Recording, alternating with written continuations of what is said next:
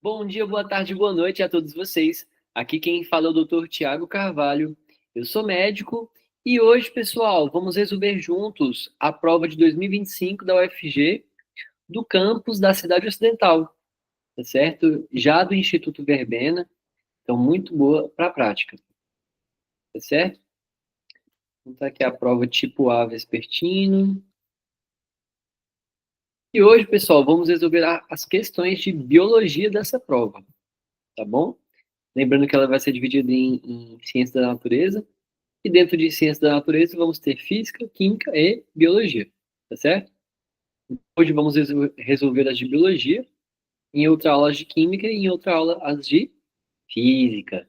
Beleza, galera? Então vamos lá procurar aqui a primeira questão de biologia, tá?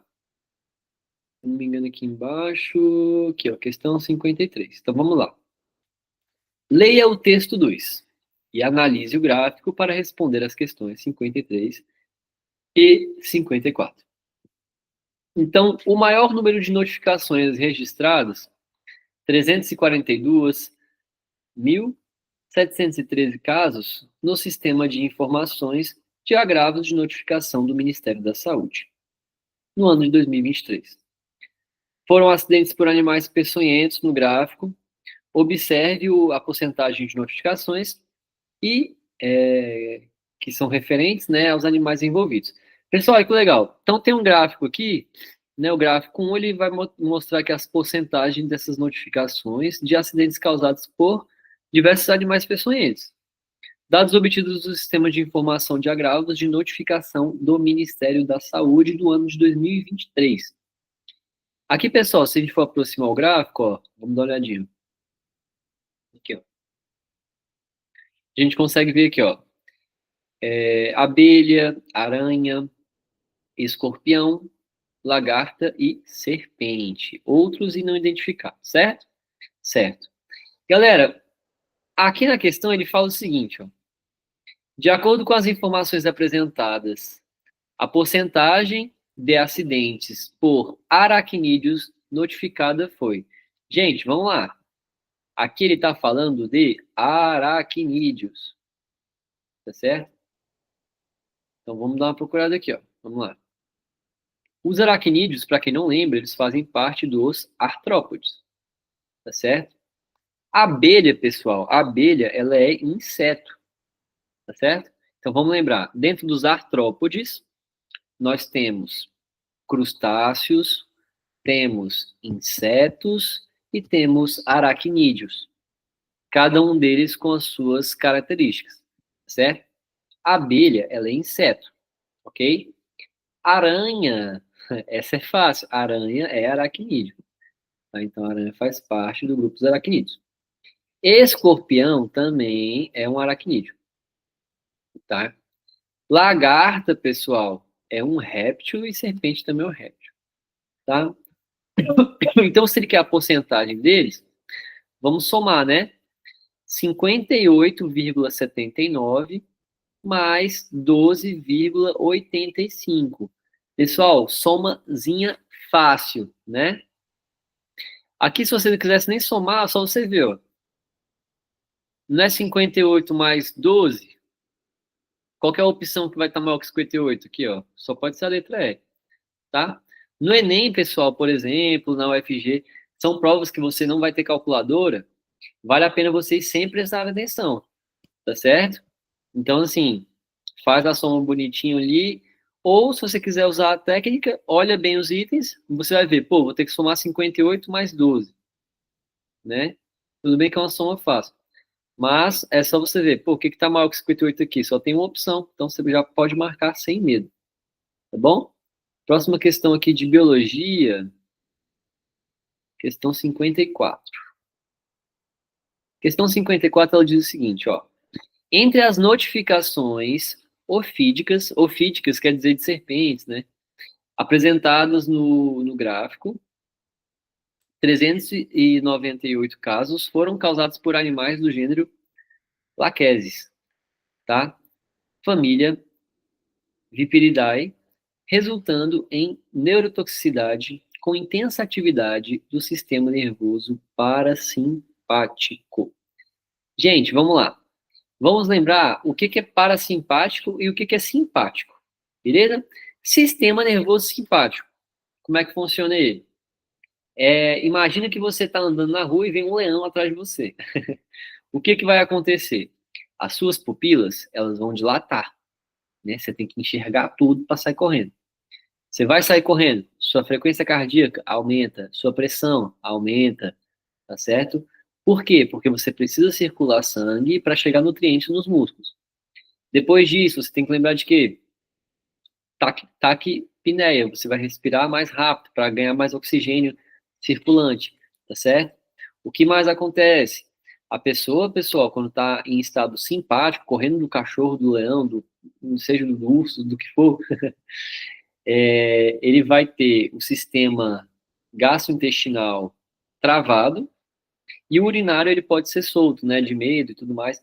Então, o urinário solto e o gastrointestinal preso, tá? Já no parasimpático, é o contrário. Respiração lenta, frequência cardíaca lenta, pressão baixa, tá certo? Pupila pequena, tá certo? Miótica, tá bom? O que mais? A gente vai ter ali o sistema digestório livre, leve, solto, entendeu? Então isso é parasimpático, você consegue ficar tranquilo, tá? Xixi também é a mesma coisa. Então vamos lá. Dentre esses casos, né, ele quer o parasimpático. Então vamos lá. Letra A, aumento da pressão arterial. Gente, aumento da pressão arterial é parasimpático? Não, ele é simpático, certo? Dilatação intensa da pupila. Pessoal, uma boa, né? Quando eu vou dilatar a pupila, o que vai acontecer? Eu tô correndo do cachorro, do leão, né? Então, simpático também. Aumento da frequência cardíaca? Pô, essa tá fácil, é simpático. Dores abdominais e defecação. Ó, uma boa. Redução da produção de saliva. Isso é o quê? Simpático, tá? No parasimpático, você tem um aumento da produção de saliva, você vai se alimentar. Lembra que o gastrointestinal está funcionando 100%. Então, dores abdominais e defecação, pode ser sim aqui um parasimpático, resposta letra D. Tá certo? Vou lá aqui a questão de física, de química. Aqui, ó, questão 57, vamos lá. Leia o texto a seguir. Entre as ações propostas no novo Plano Nacional de Energia e Clima, PNEC, de Portugal, estão a ampliação da oferta de refeições vegetais nas cantinas públicas, campanhas educativas e o estímulo de cadeias agroalimentares mais curtas. Além disso, as plantas leguminosas como feijão, lentilha e grão de bico são destacadas como opções nutritivas, acessíveis e sustentáveis. Além dos benefícios para o consumo humano, como mencionado no texto, essas plantas desempenham um papel primordial nos ciclos biogeoquímicos, pois, gente, aqui no caso, grão de bico, feijão, elas são o quê? São leguminosas, tá certo? E aí aprendam o seguinte, anota aí. Gente, leguminosa, a leguminosa, ela vai ter ali em sua raiz bactérias, tá? Que são capazes de fixar nitrogênio na raiz. Então, apenas as bactérias presentes nas raízes das plantas leguminosas conseguem fazer essa fixação e o metabolismo do nitrogênio, tá? Então, isso aqui é aquelas questões de vestibular bem manjada mesmo, e se vocês têm que saber, raízes das plantas leguminosas, tá bom? Não esquece disso, pelo amor de Deus, tá bom? Então, aqui, ó, a resposta tá até fácil, aqui, ó, a letra C, tá bom? São leguminosas, tá? Feijão, grão de bico, lentilha, tá? Tem a questão de química, vamos caçar as de biologia. Aqui, ó. Questão 61. O decreto presidencial número 12.041, de 5 de junho de 2024, que institui o Programa de Cidades Verdes Resilientes, PCVR, tá bom? No Brasil, em seu artigo 3, adotará abordagem integrada no seu território e contemplará algumas temáticas no contexto urbano. Entre as temáticas, o inciso 6 refere à gestão de resíduos urbanos. Uma ação a ser implementada e que atenda diretamente ao prescrito no inciso mencionado É. Gente, então aqui a gente vai estar falando justamente das cidades verdes, tá? Que é uma abordagem ali territorial, de preservação e tudo mais, tá? Então, vamos ver aqui, ó. Criação de hortas urbanas, implementação de ciclovias, instalação de células fotovoltaicas, instalação de pontos de coleta de material reciclável, implementação das áreas verdes de drenagem de água pluvial. Gente, aqui ele está falando o seguinte, ó. Abordará integrado no seu território contemplar algumas temáticas no contexto urbano. Entre as temáticas, refere à gestão de resíduos. Gestão de resíduos urbanos, pessoal, é nada mais, nada menos chamado de reciclagem, tá? Então, lembrar que o programa da Cidade Verde, ele propõe vários incisos, tá? Especificamente no inciso 6, ele fala sobre resíduos urbanos e a sua gestão. Então, esse é o quê? Reciclagem, tá? Letra D, instalação de pontos de coleta de material reciclável. Tá? Lembrando que os outros incisos, eles vão falar ali da questão das hortas, da questão das faixas verdes, das ciclovias, das placas e tudo mais, mas são outros incisos. Aqui, no caso da questão, ela queria saber da gestão de resíduos urbanos. Beleza, galera? Então, pô, essa aqui tava fácil, hein? Questãozinha 64. A intolerância à lactose é causada por deficiência ou ausência da enzima lactase, cuja síntese ocorre nas células epiteliais do intestino delgado, na organela denominada. Gente, vamos pensar aqui, ó. Enzima é o quê? Enzima é nada mais, nada menos do que uma proteína, certo?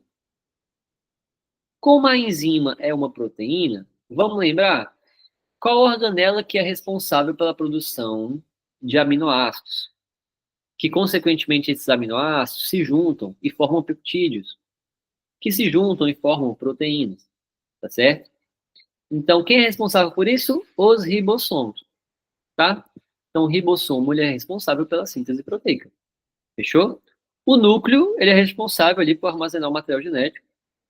Lisossomo é responsável pela digestão intracelular, tá? Então, ele é rico ali em enzimas, que são proteínas, que foram produzidas lá no ribossomo, tá? Geralmente, pessoal, ribossomo livre no citoplasma, ele é responsável pela produção de proteínas, de aminoácidos, no caso, né? Que vão ser utilizados ali para dentro da célula.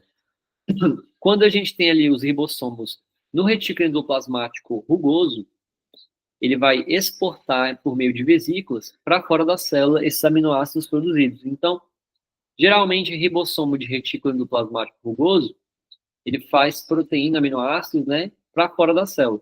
Já o ribossomo intracelular ali, que fica solto no citoplasma, ele produz aminoácidos para a própria célula, tá? Peroxissomo, né, ele é responsável ali por degradar água oxigenada, tá? Os peróxidos, tá? E o nucleolo também, ele tem essa função ali de material genético condensado, então ele faz controle celular, tá? Lembrar disso aí. Como, por exemplo, a mitocôndria, ela é responsável pela produção de ATP, né? Isso vocês sabem. Ela vai ter o material genético ali que só vem da mãe, entendeu? Então, assim, vocês têm que saber as funções das organelas. Inclusive, essa semana teve até a aula da professora Ianca, né? Então, vamos lá. Questão de biologia 66. Povoado em Goiás tem maior taxa mundial de doença rara de pele. 24 pessoas têm o diagnóstico confirmado de Xeroderma pigmentosa, decorrente de uma mutação genética que gera hipersensibilidade à luz e deixa os pacientes até 1000 vezes mais suscetíveis ao câncer de pele. A taxa de incidência registrada na comunidade tem avançado de 1 para 40 habitantes. É a maior do mundo, segundo a Associação Brasileira de Xeroderma Pigmentoso. Trata-se de uma doença autossômica recessiva, que atinge homens e mulheres na mesma proporção. A explicação para tanta incidência de XP, né, Xeroderma pigmentoso, neste povoado, são os casamentos consanguíneos, que aumentam a frequência da transmissão do gene. De acordo com as informações do texto, considere um casamento consanguíneo no qual os parceiros não expressam o XP, mas são portadores da mutação. Neste caso, qual que é a probabilidade em porcentagem de um descendente nascer com homozigoto dominante, homozigoto recessivo e heterozigoto, respectivamente? Então, pessoal, vamos lá. Aqui no caso, então, ele vai ser como se fosse um casal heterozigoto. Então, vai ser azão, azinho, azão, azinho, certo? E aí, eles vão ter aqui filhos, azão, azão, azão, azinho, a probabilidade, né? Outro azão, azinho,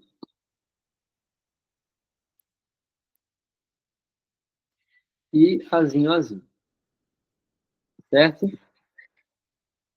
Quando temos dois do mesmo, no caso azão, azão ou azão, azinho, a gente fala que eles são homozigotos, tá?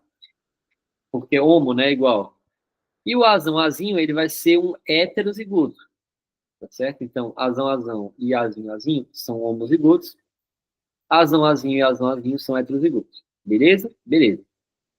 O que acontece? Ele pode ser dominante, no caso aqui, quando ele tem os dois azão, ele é dominante. Quando ele tem os dois azinhos, eles são recessivos. Então, ele é homozigoto dominante. Eu estou me referindo ao azão, azão. Homozigoto recessivo, estou me referindo ao azão, azão. Já quando eu falo de heterozigoto, eu estou me referindo ao azão, azão. Tá bom, pessoal? Então não esquece isso não. Se ele quer saber aqui na ordem, ó, homozigoto dominante. Quem que é o homozigoto dominante? Uai, o homozigoto dominante tá aqui, ó. Então, vamos tentar dizer assim de cada cor. Fica mais fácil. Tá legal. Ó, então, quem que é o homozigoto dominante? É o azão, azão. Certo? Homozigoto recessivo. Então, homozigoto recessivo só pode ser o azinho, azul. Ok?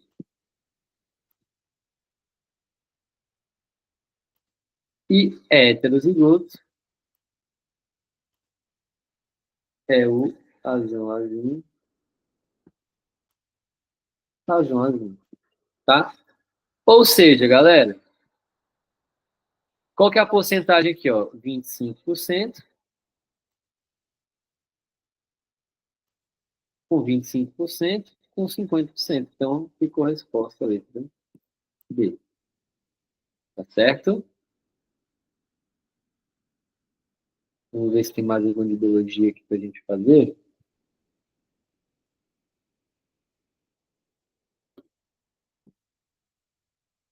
Aqui, ó, seu viu aqui, ó, 71, 72. Então, vamos lá. Tricoderma é um gênero de fungos com várias espécies que atuam como agentes de controle biológico.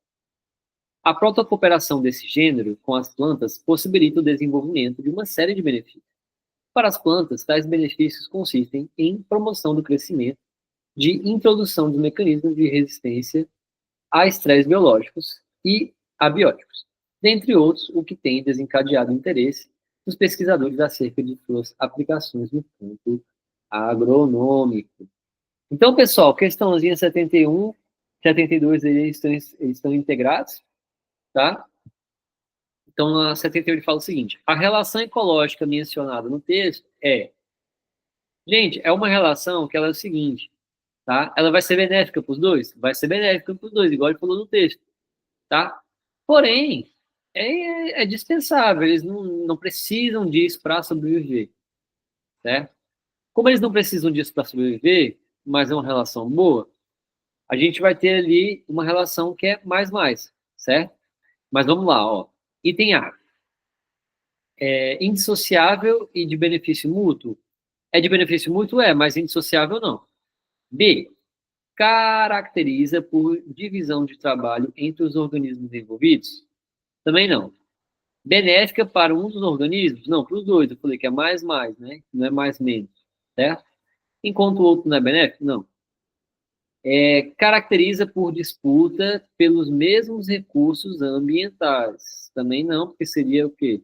Negativa a relação. Benéfica para os organismos envolvidos, mas dispensável. Poxa, melhor resposta, letra E. Tá? Então vamos lá, só toma um gole d'água aqui para a gente ler esse texto.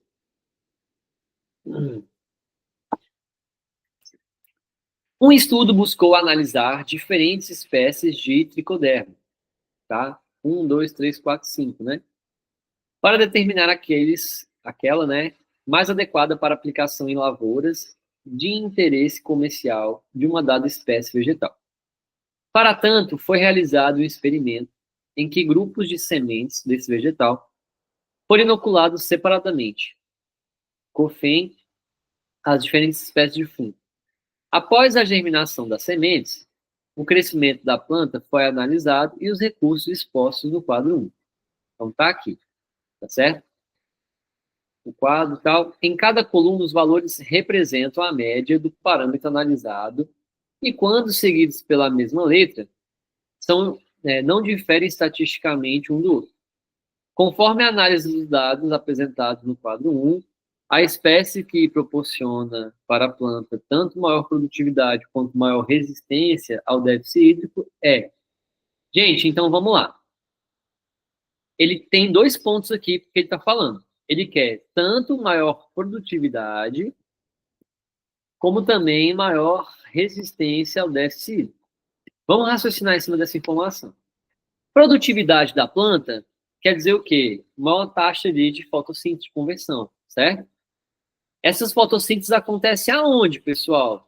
Lá na folha. Vão lembrar disso aí? Então, onde é que acontece fotossíntese? Na folha. Vou fazer uma folha mais bonita aqui. Tá aqui, ó. Essa minha folha.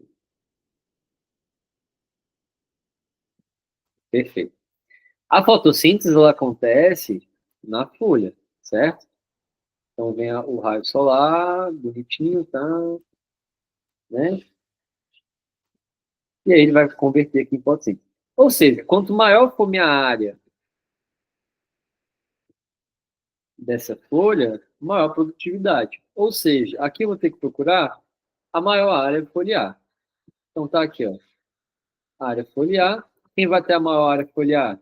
Olha aqui, ó. 22, 22, 44, 26, 26. Então até aqui, essa é o maior, certo?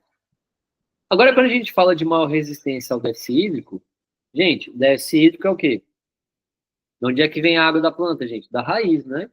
Ou seja, para eu prevenir o maior déficit hídrico, eu preciso ter uma raiz maior, mais pesada, mais robusta, que eu consiga aumentar minha absorção e armazenamento, certo?